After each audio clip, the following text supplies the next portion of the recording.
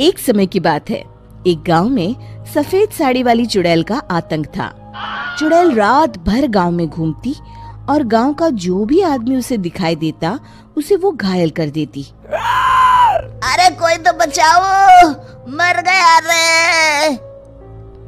एक रात हरिया अपने खेत से अपने घर लौट रहा था कि तभी अचानक उसके सामने चुड़ैल आ जाती है। अरे बाप रे, ये चुड़ैल कहाँ से आ गई? आज तो मैं गया काम से।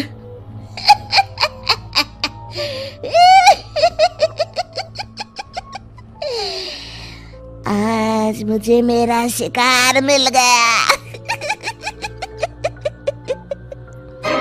अरे चुड़ैल दीदी, मुझे छोड़ दो। जैसे ही चुड़ैल हरिया की तरफ बढ़ती है, हरिया वहाँ से भाग जाता है और अपने घर के दरवाजे पे पहुँचता है। अरे भगवान, जल्दी से दरवाजा खोलो, मेरे पीछे चुड़ैल पड़ी है। हरिया की पत्नी जल्दी से दरवाजा खोल देती है। अरे आप इतना हाफ क्यों रहे हैं? अरे मेरे पीछे चुड़ैल पड़ी है, आज तो मैं बाल बाल बच गया। जल्दी से सभी दरवाजे और सभी खिड़कियों को बंद करके बत्ती बुझा दो। तभी चुड़ैल हरिया के घर के पास पहुंच जाती है। अरे वो आदमी कहाँ गायब हो गया? मैं भी देखती हूँ आखिर कब तक बचेगा। मैं अपने शिकार को इतनी आसानी से नहीं छोड़ती। इतना कहकर चुड़ैल वहाँ से चली जाती है। वहीं दूसरी तरफ हरिया और उसकी पत्नी दोनों अपने घर की खिड़की से ये सब देख रहे होते हैं। अरे बाप रे, ये तो बड़ी डरावनी चुड़ैल थी। अगले दिन ये बात आग की तरह पूरे गांव में फैल जाती है और धीरे धीरे लोग चुड़ैल के डर के मारे शाम होते ही अपने घरों से बाहर निकलना बंद कर देते हैं। कुछ दिनों के बाद भाई, मैंने तो इस चुड़ैल के डर के मारे रात को अपने खेतों को पानी देना बंद कर दिया है। कहीं मेरी फसल सूख गई तो मैं तो कहीं का नहीं रहूंगा। साहूकार का कर्जा कैसे चुकाऊंगा? अरे भाई, पूरे गांव वालों का यही हाल है। पता नहीं ये चुड़ैल हमारे गांव में कहां से आ गई। फिर एक दिन गांव के पास वाली नदी के किनारे एक बहुत बड़े तांत्रिक के आने की बात कुछ गांव वालों को पता चलती है। वो लोग जाके ये बात गांव के मुखिया को बताते हैं। मुखिया जी, नदी के किनारे एक बहुत ही पहुंचे हुए तांत्रिक बाबा आए हैं। हमें उनसे मदद मांगनी चाहिए। मैंने सुना है वो बड़े बड़े भूतों और चुड़ैलों को अपने वश में कर लेते हैं। मुखिया जी सभी गांव वालों को लेकर उस तांत्रिक के पास पहुंच जाते हैं। ओम फट स्वाहा, ओम फट स्वाहा। तभी तांत्रिक अपनी बंद आंखों को खोलकर कहता है, क्या बात है? तुम सब लोग यहाँ क्यों आए हो? मुखिया जी उस तांत्रिक को सारी बात बता देते हैं। अच्छा, तो ये बात है। और तांत्रिक अपनी आंखों को बंद कर लेता है। मैं देख रहा हूँ तुम्हारे पूर्वजों ने बहुत पाप किए थे, जिससे ये गांव अब श्रापित हो चुका है। उसी के फल स्वरूप तुम्हारे गांव में चुड़ैल आई है। ये चुड़ैल बहुत खतरनाक है, ये किसी को नहीं छोड़ेगी। हे भगवान, मर गए रे, अब क्या होगा?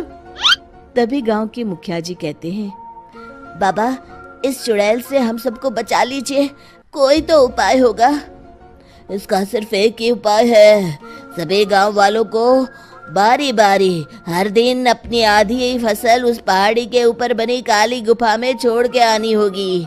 तभी उस चुड़ैल की भूख मिटेगी और श्राप का प्रभाव खत्म हो जाएगा और तुम सब जिंदा बच जाओगे।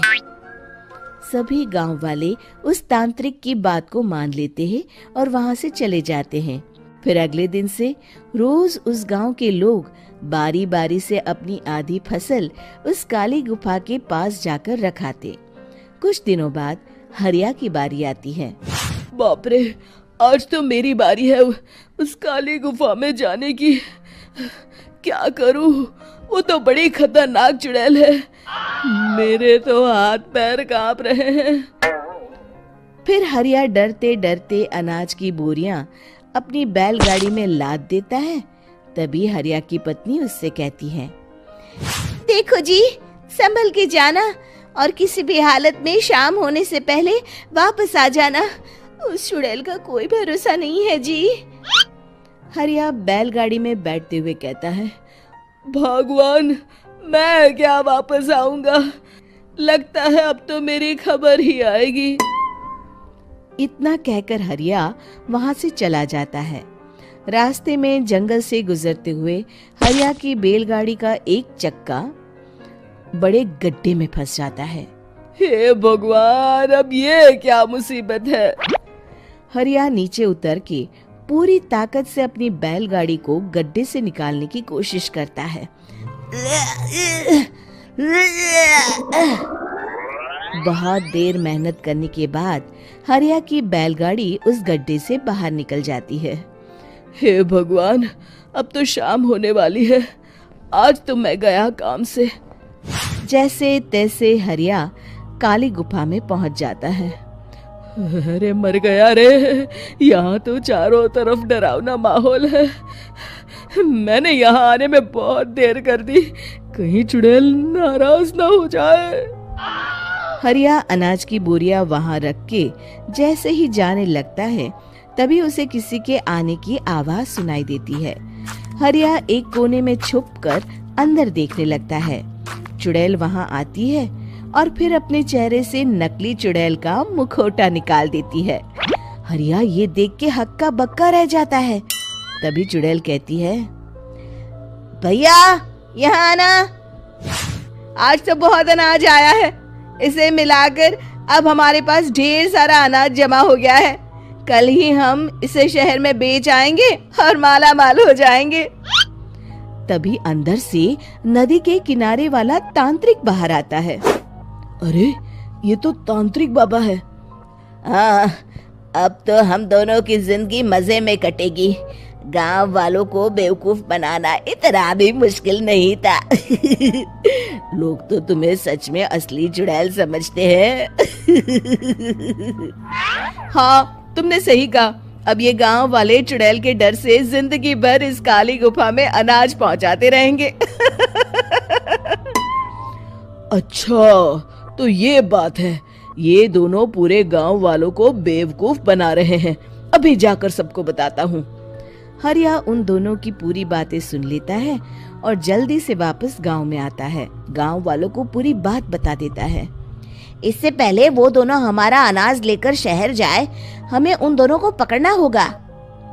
उधर दूसरी तरफ नकली तांत्रिक और नकली चुड़ैल बनी औरत एक बड़ी गाड़ी में सारा अनाज लाद के वहां से निकलने की तैयारी कर रहे होते हैं।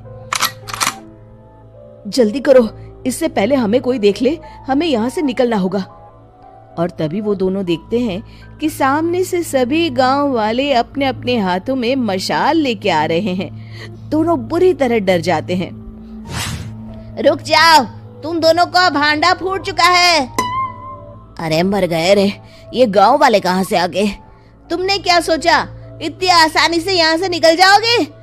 ये अनाज हमने अपने खून पसीने से दिन रात खेतों में मेहनत करके उगाया है। दोनों मुखिया जी के पैरों में गिर जाते हैं। हमें माफ कर दीजिए, हम दोनों एक नंबर के कामचोर हैं। बिना मेहनत किए पैसे कमाना चाहते थे। हाँ हाँ, अब हम आगे से मेहनत मजदूरी करके पैसे कमाएंगे। हमें कुछ मत करना, हमें छोड़ दीजिए। इतना कह के दोनों गांव छोड़ के भाग जाते हैं और सभी गांव वाले फिर से खुशी खुशी रहने लगते हैं। दोस्तों, हमें उम्मीद है कि आपको हमारी ये कहानी पसंद आई होगी। कृपया हमारे चैनल को सब्सक्राइब करें और सभी अपडेट्स के लिए बेल आइकन जरूर दबाएं।